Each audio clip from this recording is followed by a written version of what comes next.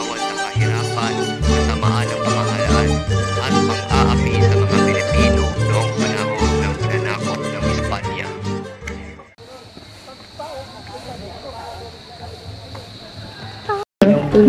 Pinakilala ko po sa inyo si Don Crisostomo Ibar, ang anak ng namatay kong kaibigan. Kadarating mula siya sa Europa.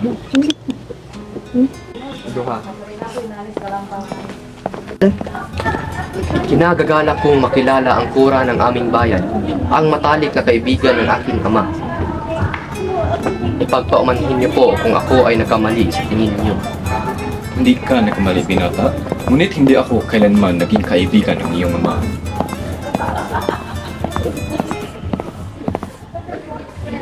Tunay nga ba na ikaw ang anak ni Don Rafael Ibarra? Opo, ako po yun. Nakausap at nakailala ko ang inyong ama, na masasabi na magaling at mabait ang inyong ama. Salamat sa iyong papuri sa aking ama. Dahil sa iyong mga sinabi ay nawala ang aking mga alinlangan at mga alalahanin tungkol sa mga bagay na nangyayari sa kanya.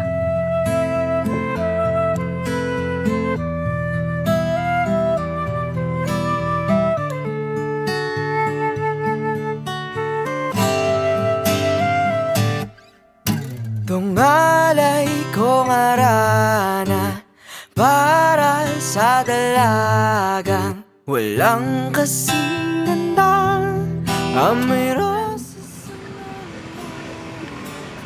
Alam mo ba? Kilala kita ang aking kapatid. Huwag mo nang taksuhin, primo. Nakita ko't iyan, no? Namumula na. Mas makabuti nga siguro ang magpahal na tayo. Saan ka pumunta? San Pedro or sa San Diego? Mas mainam kung sa San Diego na lang kaya. Tama. Sa San Diego na lang. Nakatitiyak ako maaaliw ang iyong anak doon sapagkat malapit na ang kapistahan at ang sugas doon.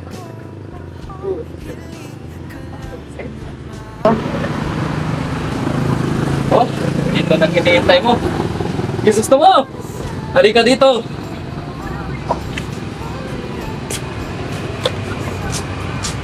Hay! Mga dalaga nga naman. Tapos po. Buenos dias, Tia Isabel. Buenos dias, hijo. Lalabas na si Maria Clara. Maria, bakit ba ang tahimik mo? Di mo lang ba ako tatanungin kung ano ang nangyari sa akin nung 7 taon na ako ay nawala?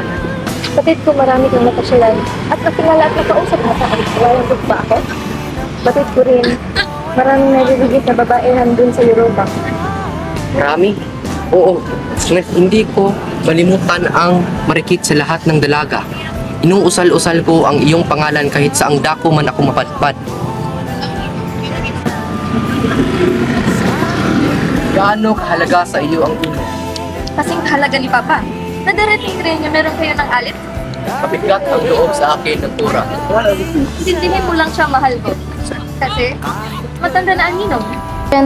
Batakin mo ang lubid, Crispin. Kuya, natatakot na ako. Umuwi na tayo. Tiyak na hindi papayag si nanay na pinalo ako. Kung magkakasakit ako'y aalagaan ako ni nanay at hindi niya ako pababalikan ng kumbento. Hindi tayo maring magkasakit, Crispin. Mamamatay tayo sa guto. Sa atin ay walang magpapalatang ni isa kung magnanakaw. Magkano ang ibabayad nila sa atin, kuya? 2 piso. Malaki ang nabawad dahil sa ilang beses na multa. Sana nanay, ninakaw ko iyon. Sabi ng multa, papatayin nila ako kung hindi na po naisolo ang pera. Alas 10 pa kayo ng gabi. Maari umuwi.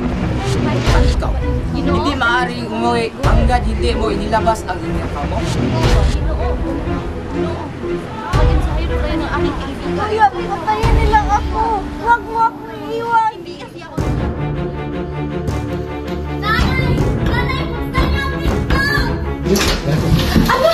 Ano ka na nangyari sa'yo? Huwag na po kayo mag-alala, Nay. Nasaan si Crispin? Naiwan po sa gobento. Ano nangyari sa siya ng sakristan nga dahil pinagbuntangan nga gnakaw. Ha? Nasabi mong tumutulong ako sa pagtitulog. Parang Opo, napakabait na tao ni Don Rafael Ibarra. Nung ako'y dumating dito, wala na kilala sa akin ni isa pa. Sa kanya umaasa ang mga batang nagnanais magpapal.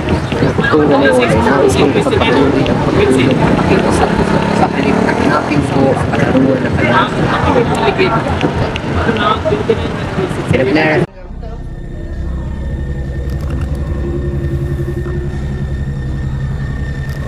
Go. Maaari ko bang makausap ang kura? Hindi siya maaaring abalahin ngayon dahil may sakit siya. Pero hindi pwede ko bang makausap ang anak ko si Crispin? Si Crispin? Hindi ba't umuwi na siya sa inyo? Si Basilio lang ang naroon. Naiwan na dito si Crispin. Ngunit matapos ang makipagnakaw.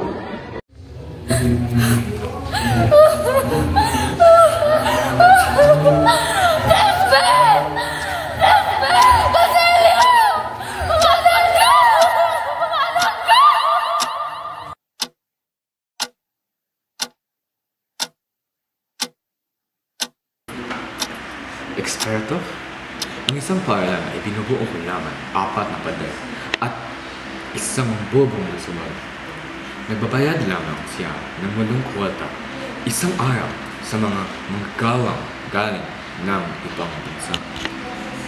8 kuwalta? Arkitekto. Nakakatawa ang mga tao kumukuha ng serbisyo ng isang arkitekto.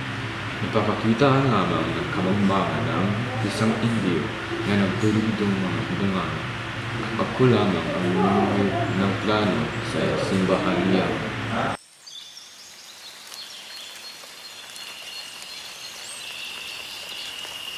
Anong nangyari sa magkapatid at bakit mo sila nailigtas?